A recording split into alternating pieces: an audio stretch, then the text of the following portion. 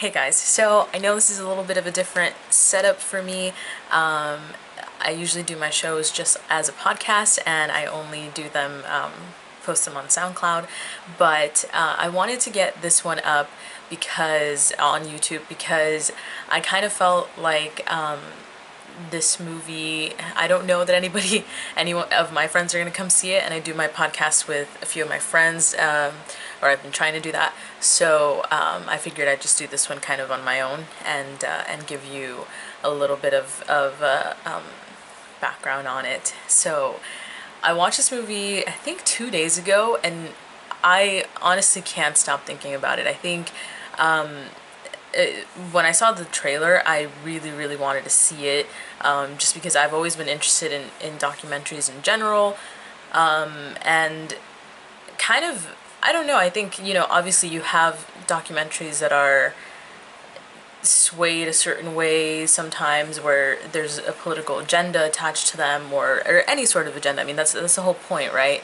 Of a documentary, is you're trying, whoever, as unbiased as it seems, most of the time you can find a bias, and it's so interesting because I've watched a lot of movies where I know what's happening, and I still see it through to the end, and at the end, you have to make your own decision, and you sit there with what you just watched, and kind of formulate your own opinion on the matter. And I think the last documentary I watched was Icarus, I'm pretty sure, which I really liked. If you've seen it, it's on Netflix, and it's, kind of this investigative documentary on steroids, and it starts off as a very personal experience for the person who takes part in it. He actually puts his body through those same steroids that he has found that other athletes have used. Specifically Lance Armstrong, he chooses to do his experiment based on kind of the dosages and things like that Lance Armstrong used, because it's the same sport, and all of that. And so anyway, but he kind of stumbles across this thing that's just 10 times bigger than that, and the story goes from there, and he's kind of, comes to terms with the fact that maybe this story has a lot more to it that he didn't even think about. So at least the way it's portrayed is that it kind of feels like he stumbled onto this discovery, and he didn't really set out to find anything remotely that big. But anyway, this is not a review for that movie, even though it is an excellent movie. If you haven't seen it, which you probably have, I mean, it's been out for a while now, and it was nominated, I think it won Best Documentary at the Oscars this year, if I'm not wrong. But excellent movie. Go check it out if you haven't already. It's on Netflix, so go check it out. But the movie I want to talk about today that kind of felt I guess in that matter felt very similar, in the sense that you don't really, I don't know, you go in expecting one thing, and halfway through you're kind of just shaken up, and you start thinking, okay, what am I actually watching, and what actually went down? So I'm talking about Three Identical Strangers.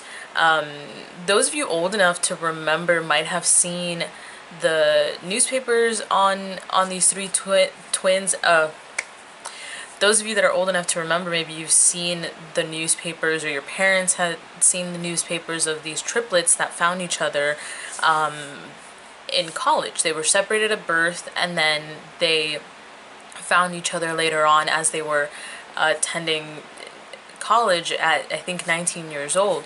And when I saw the trailer, it seemed fascinating to me, because I've always, that sort of stuff always is so interesting to me, and because you hear those stories and you're like, they're the stuff that movies are made of, obviously. You're like, or I guess if you grew up in a Spanish household, maybe like telenovelas, like you see it on TV and you're like, and then they found out that their long lost brother lived just 3 blocks away or something like that, and it's all very dramatic and whatnot. So I saw the trailer and I was like, whoa, this is insane, because it was a real story. The American public source sort of saw it play out, and it was so interesting to me that they were making a documentary on it. We're going to get to see kind of exactly what happened. So, and kind of behind the headlines and what actually went down. So, immediately I was like, gotta see this, I gotta see this. And I will say I was not disappointed in the least.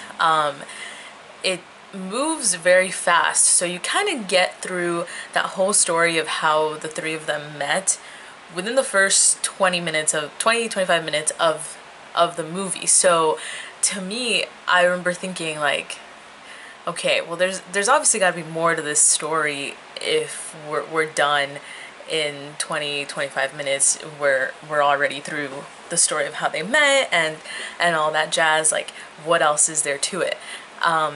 And I was not let down. I mean, it was fascinating stuff. Here's where the spoilers kind of come in if you haven't checked out the story, or if you haven't.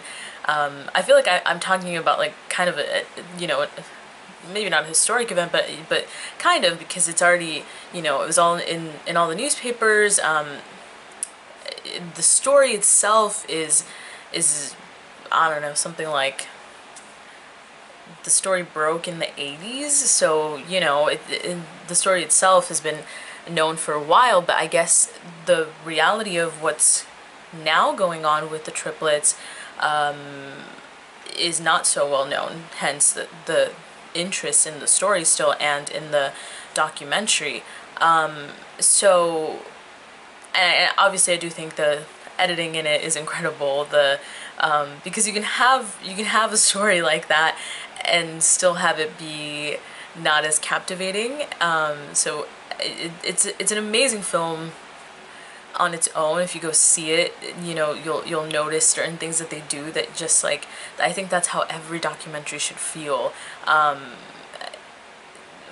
mean, I guess obviously if we're talking about a topic that's incredibly sensitive or informative or something like that, then obviously you gotta be sensitive to that. But as far as telling a story about real life people, the way that they do it in this film is so captivating, and so, that's really the only word I could use for it. I like couldn't take my eyes off the screen, and I kept thinking, and the fact that it sat with me for, you know, after I got out of the theater, I couldn't stop talking about it. I went to go watch with my dad, and I kept saying to him, like, well, what do you think's going on? So let me backtrack a little bit. So these three guys, they find each other, well, actually two of them find each other back in college, because one of the triplets goes to the same school as the other one, and everybody is mistaking him for his brother, and they end up finding each other. That's a pretty bogus explanation, but seeing it is way better. So go check it out. I guess all of this whole review to say, go check it out. Support documentaries, support indie films. Well, this one's not really that indie because it's partnered with CNN Films, but anyway, but the story itself is amazing. So they find each other, and then they later on, the third brother looks in the newspapers and is seeing his face everywhere and is going, wait a second, that's me.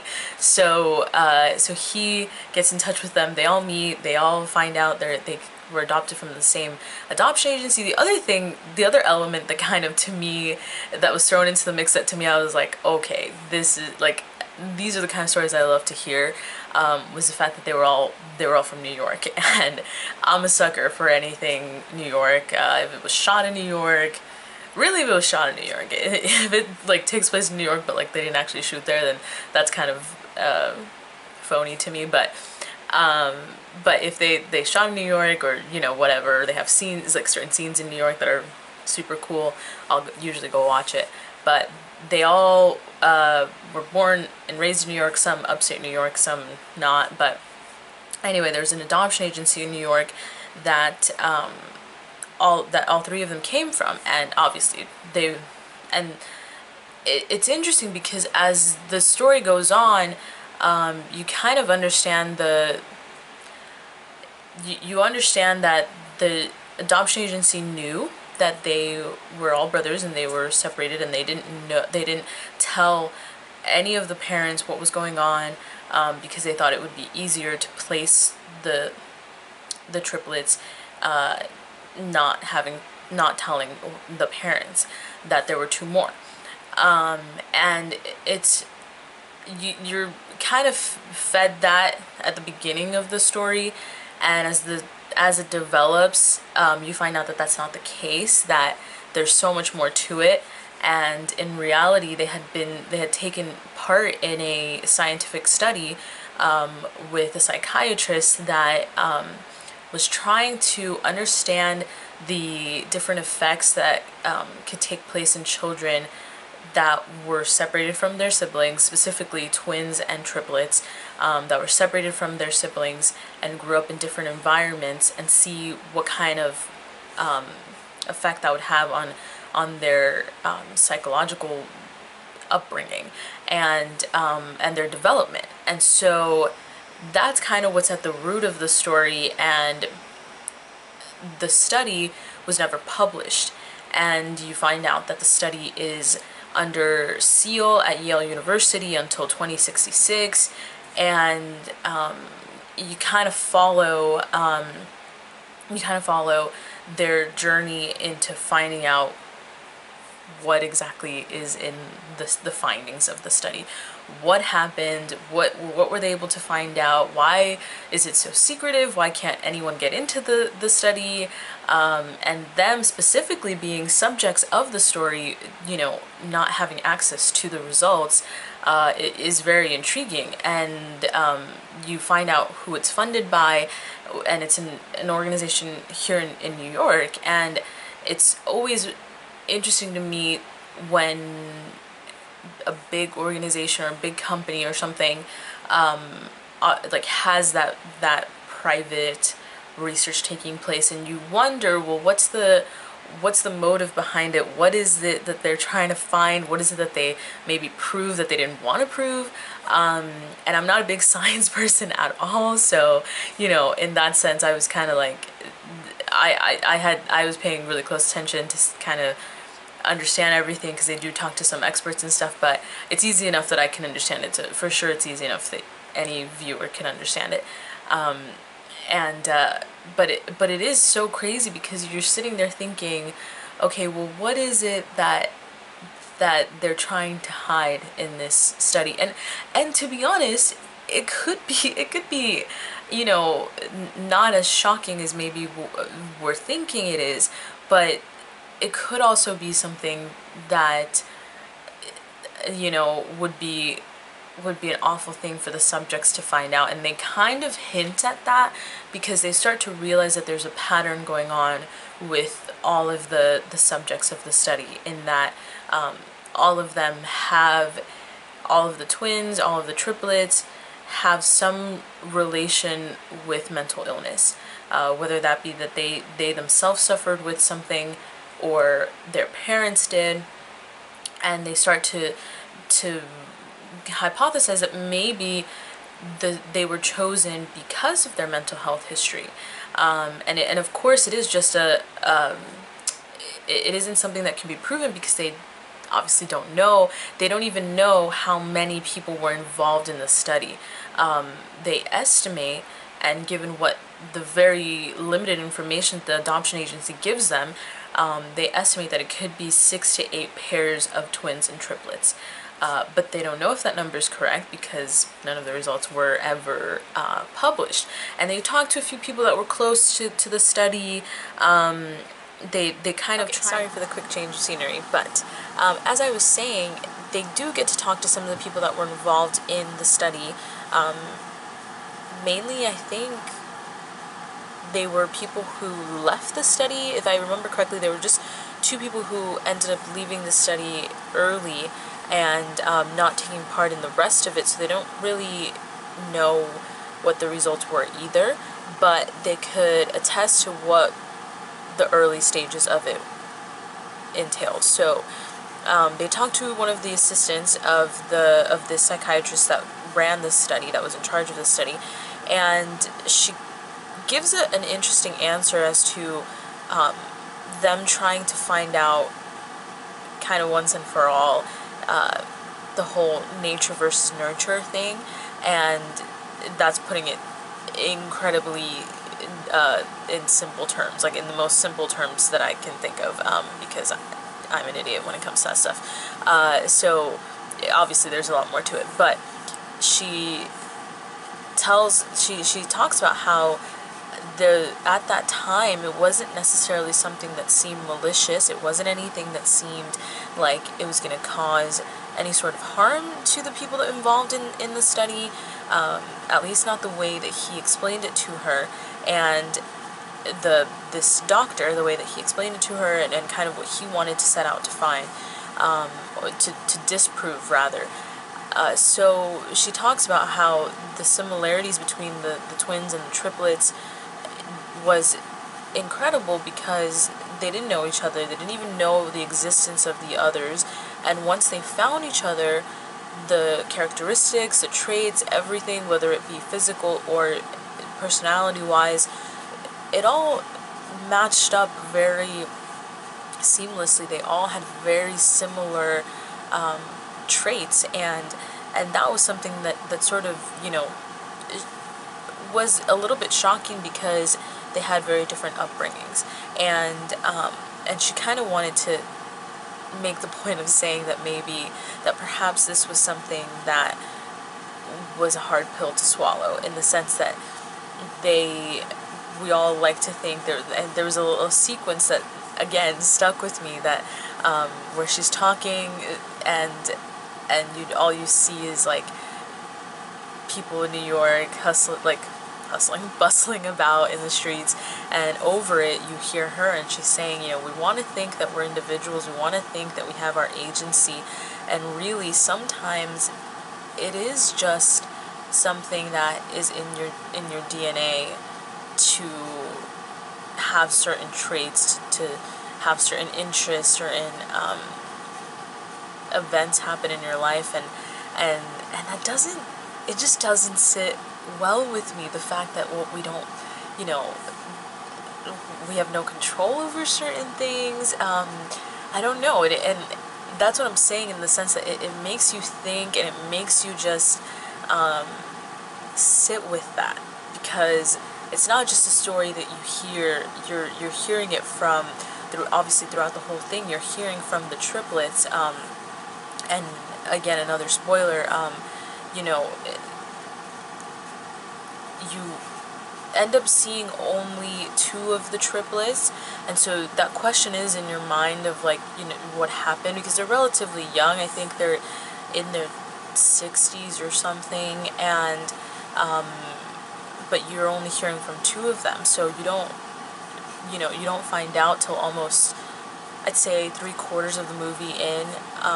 You don't find out what happened to one of the triplets, and so it is just kind of like something that you're sitting there going, okay, what else is there? And even when the movie's over, you're still left with the feeling of, what else is there to this story? There has to be more, and there is more, and unfortunately for them, as much as for us, you're not gonna get that, and I think it's not as unsettling, because there's a sense that one day it'll all come to light. One day, you know, the study is going to be accessible, and, you know, it's years and years from now, but one day that study is going to be accessible, and we'll have somewhat of an answer as to what the results were. But at the end of the day, the question the movie poses is that, how much control do we have? And obviously none of us are walking around with a whole years and years scientific study being conducted on our lives. And I think that's the bizarre aspect of it, that these kids, they were just kids, and they were separated, and they were studied upon. You know, they talk about the visits that the researchers would have to their would make to their homes, and they would go and sit with them and observe them, and then ask them all these questions and have all these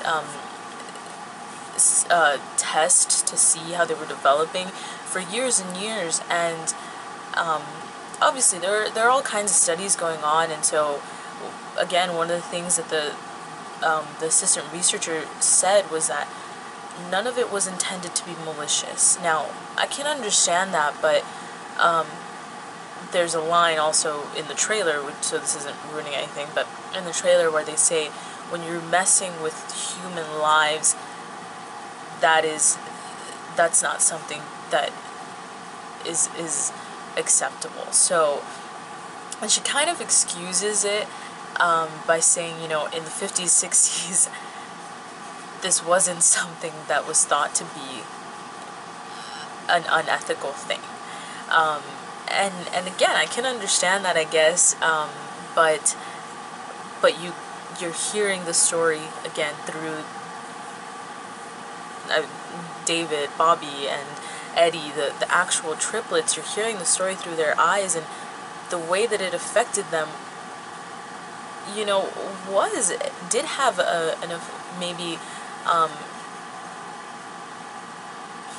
I don't know that I'd say, you can't predict, what could have happened, or, what might have happened, but you get the sense that they were cheated out of something. And I don't know if that's a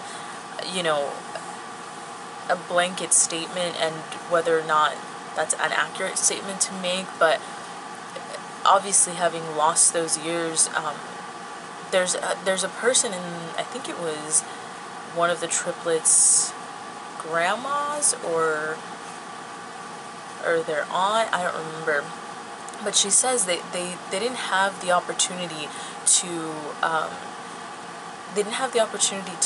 learn how to interact with each other, because when you have a sibling and you have all of childhood, by the time you get to be an adult, you've had that life experience of, you know how to interact with each other, your family, so you know what pushes their buttons, how to help them feel better, whatever, all that stuff, and they didn't have the luxury of that time together.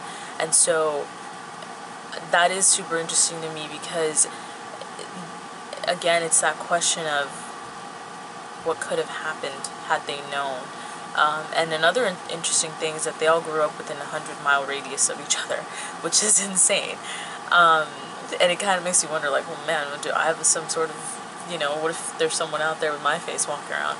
And it's crazy, because you hear them telling the story, and like I said, the very beginning of it is it's such a feel-good story at the beginning, but it's that gnawing feeling in your head, in your stomach, where you're like, this isn't the whole story. There's no way. There's more to it, because they wouldn't have made an hour-and-a-half long documentary on it if this was it. But you kind of almost hope that that's it. You're like, yeah, they found each other, and they were so overwhelmingly happy, and there you go, and like, let's walk out of the theater, and you're all good. But of course it's not, and even though I still think that there is that, that feel good that you can take from it. And I think that's kind of what I walked away from it with, is that there are all these questions. There's not a whole lot of closure, but they did find each other, and that's the goodness in all of it. And but it does bring about a lot of confusion, which I think every good documentary does. You walk out, and again, you're sort of forced to think, well, okay, well, what do I do with this information? And I guess in this case, because it is such a personal case, there isn't a whole lot that you can do.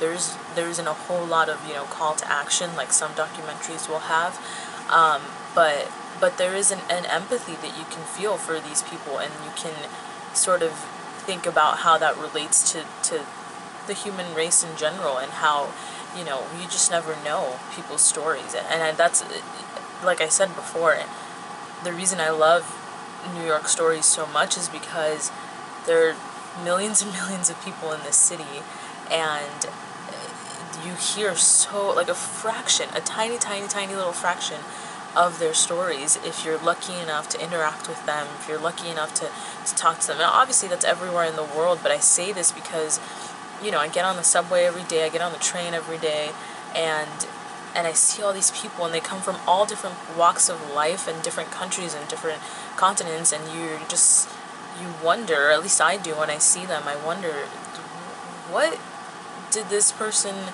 you know, go through, and how did they end up here? And maybe they have a similar story to mine, and maybe they, you know, have experienced things that I have, but I'll never know. I'll never, you know, unless I stop and talk to them, I'll never really know their story. And so I'm fascinated. I mean, somebody could make 10 different documentaries just about people here, and I would watch every single one of them. I mean, I'd watch 20, I'd watch 30, I'd watch 40, because and the stories are incredible. So that's what I took away from it.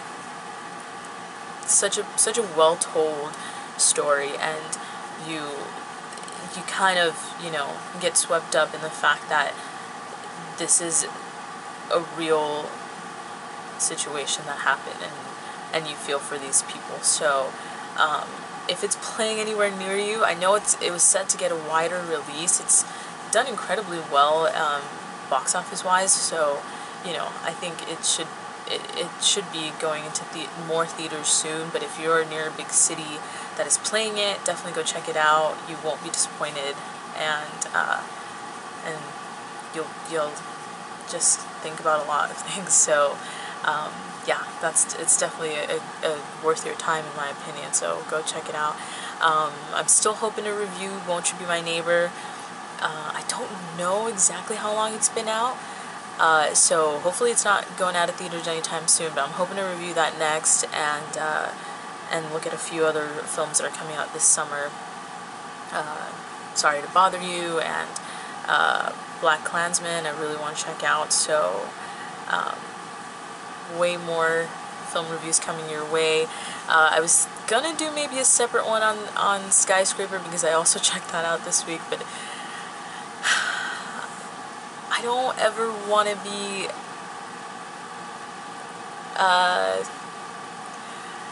yeah, I get, you know. Okay, well, thanks for taking the time to hear this review. Go check that movie out if you get a chance, and I'll see you guys next time. Bye.